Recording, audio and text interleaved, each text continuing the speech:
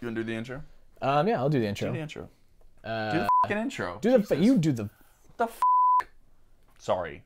This is my show. He can't order me around Sorry. like that. I apologized. We'll get through this.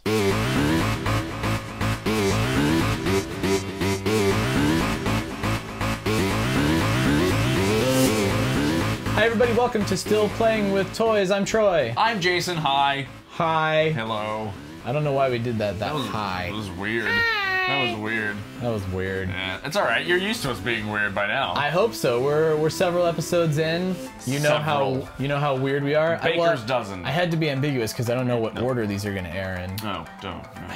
Anyway. Anywho. But I want to talk to you. To me, me. We're gonna do a little bit of grilling Jason. Why not? For this episode. Why not? Bring it.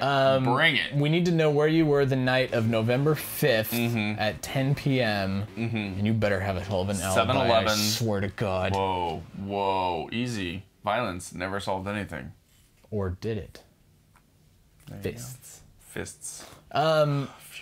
No, I actually want to talk to you because I've noticed we're Facebook friends, even though we don't care for each other. We actually record. I'm actually at my place right now, and he's actually at his. Yeah, this is all happening separately via Facebook. Yeah, so with the magic of VFX. But I noticed that you have really gone sports crazy. It's true, and I'm not used to that. It's true, and it's really weird, and like, trust me, I realize this, and if any of you are my Facebook friends, you've probably also noticed the. You've noticed it too, right? Yeah. There's Bengals banners, and he's got a logo for his.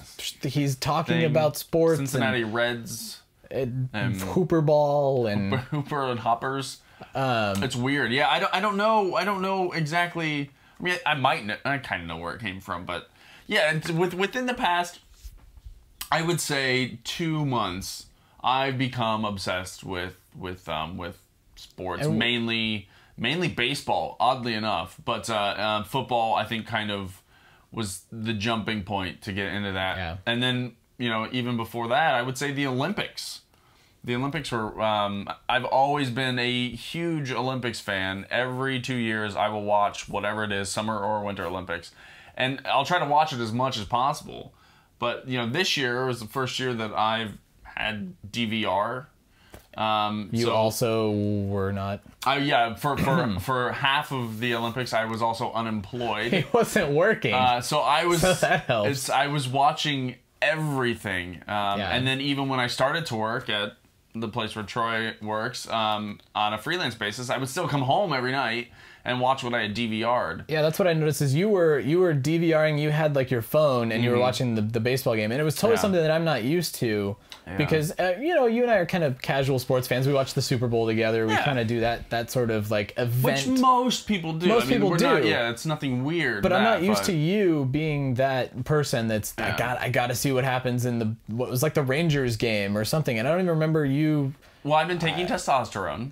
That helps. Maybe that might be it. That helps. And Lance Armstrong has been forcing you to take testosterone. Live strong, buddy. Because he wants you to do well on the podcast. He wants you to be your best. Be your best by doping illegally. Yeah, exactly. Good job, Lance. So do you think that's where it came from? Is the Olympics? I think so, you got used to having something, and now you have this void that you're filling. Yeah, I would come home every night. I would have 4 hours of sports television to watch, and I would literally watch it like until midnight every night, even though I had to work or like 1 o'clock, and I had to be at work at 9 the next morning. But I would stay up and watch it every single night, and I loved it. And then when it ended, I was just like, it's over. What do I watch now? I couldn't go back to watching Food Network. I mean, it wasn't the same. It just makes you hungry. It's true.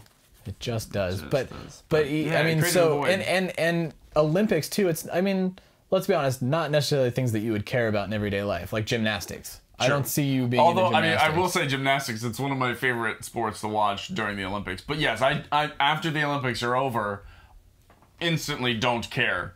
And that's not into gymnastics. Like you're not caring about gymnastics. I'm not going to gymnastics meets, and that would just be kind of creepy. So the other thing that I noticed too is, we're friends in real life. This isn't just an act. It's true. It's totally an act. True.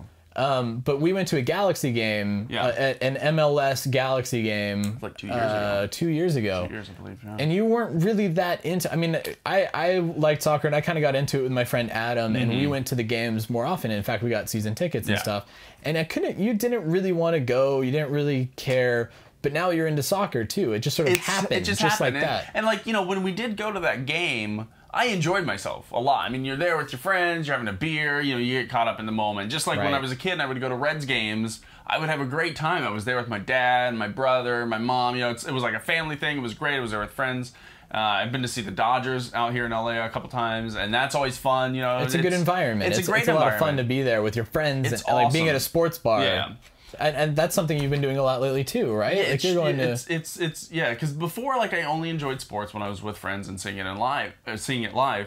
But then this season, with the football season starting, I was like, damn it, I'm gonna watch football this year. I'm gonna watch the Bengals games. I've always been a casual Bengals fan. Like the other sports, the interest in everything else, that's kind of new. But like the Bengals, I've always been a fan of, and I've always tried to watch as many games as possible. And the Reds, I've always been a fan, but to a lesser extent. Like it's extremely casual. You're friend. an Ohio how boy. are the friends or how are the Reds doing to my friends? I'd ask them, but I would never like go out of my way. But the Bengals, I always tried.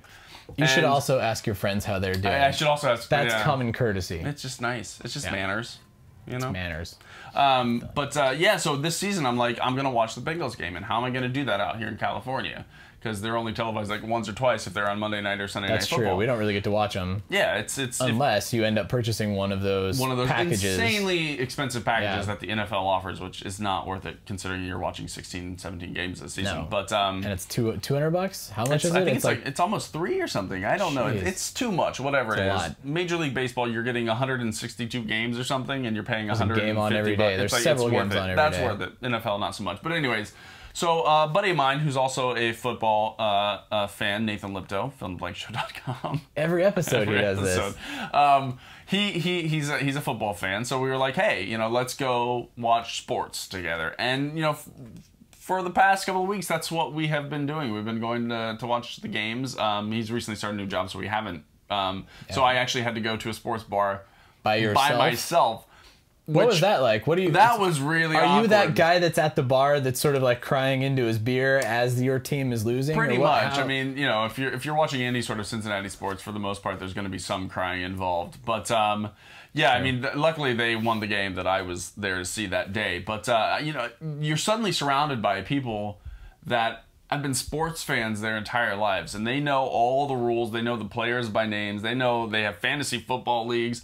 I don't have any of that. I'm a very casual sports fan. I know the members of my team, some of them, not even all of them. I know basic rules, I know what a touchdown is. But so you have people there, the guys are just trying to relate to you because you're a guy in a sports bar, so they imagine you have the same sort of enthusiasm or knowledge of the sport. And I'm like, yeah, that pass interception thing, and I know what an interception is, but I'm just saying you should be a ref in the NFL right now. I could have been a replacement really ref. Well. But that was an interesting experience, and I hope to never repeat it. So if anyone wants to go see a football game with me in person, that'd be great. Troy, I mean, the fact that I have recently taken an active interest in sports, mainly because the Reds were, up to a certain point, doing so well this season. Some would call me a bandwagoner. It would be because they're doing well. They're doing well. Yeah, and you're hopping on while they're doing well. On. It's true. I mean, I see that point. Not ashamed of it. It's fine. Whatever. Call me what you will. Bandwagoner. But when you say it, it sounds so mean. See? So mean. But yeah, I mean, it's when your team is not doing well, it's so depressing and upsetting, and you almost don't want to watch. It's like I've been casually following the Bengals for years, and they're terrible. They just suck. This year they're doing okay, but that's all going to go away, and it's depressing. It makes you not want to watch, So and the same thing happened to me watching the Broncos. Yeah. Like I've been a Broncos fan because you grew up in Denver, and with the John Elway years, you had to be. It was like the golden era with him and Shannon Sharp, and after he retired, the golden era went away. Dark times. And we all kind of fell off with it. I'm a bandwagoner. I'm not afraid. She's not afraid. I'm not afraid. Ah! The blood! I'm not afraid to admit it. There you go. I got it right that time. Thank you. Yeah, you're welcome. Thank you, Troy. So that's, I mean, it's but easier now that they're doing well, and they have a quarterback in Peyton Manning that I'm excited about. And it's fun to watch, and so it's easier for me to be a Broncos fan again. So I'm into it again. Yes, okay, so technically maybe you're a bandwagoner, and as am I, but it's not like you didn't not care about them. I was still interested in them. You still would maybe check scores once a season or twice a season, see how they're doing, just like I would, or I would ask a friend of mine, hey, how are the Reds doing? It's not that you were devoid of all interest and didn't care, but the depression was just too much to... And it was, you didn't want to watch them lose. Like during the Tebow era, it was just not a lot of fun to watch because you knew that they were the underdog every time. And even if they did win, it was just sort of like that... There was the exhilaration of the come from behind. We are the underdogs, false hope. It just wasn't going to do. It wasn't going to materialize into anything. Yeah. Unlike that last game that they had with the Chargers, which was an awesome game. Comeback, my God. And that's what we're used to watching. And so as a bandwagoner, I'm like, oh, that's what I remember when we were doing well. Exactly. That's what they did. So it gets you back into it. Yeah, it gets you back into it. Yeah, which is completely understandable. So you're a sports fan. Sports fan. It sounds like it's going to continue. You're going to already looking forward to next season opening day for opening day. Reds. And you may even fly out there. I'm gonna watch the Bengals Sunday Night Football game tonight. You'll see this after that. That's true. He's got to get going. But I gotta go. Yeah. Gotta wrap this shit up. All right, we're gonna get him out of here so he can get a couple beers into him before the Bengals lose. More than a couple. More than a couple. It's a problem. A real problem. So, ladies and gentlemen, I hope that this doesn't turn into the sports podcast with Jason Hardwick and Troy. The last time you see me. We'll have a lot of like a morning show stuff, like honking horns, like. No,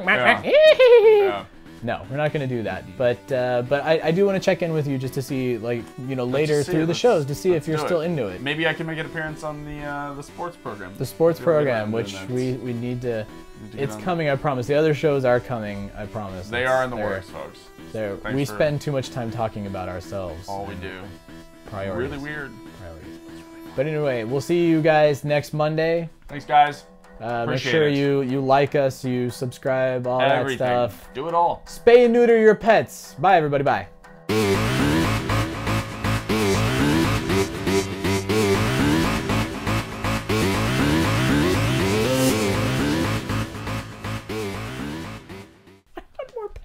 I like procreation. Why did Bob Barker say that all the time? I don't know. I think he didn't want the pets he was to get pregnant. I guess. Spay and neuter your pets because Bob Barker will come to get them.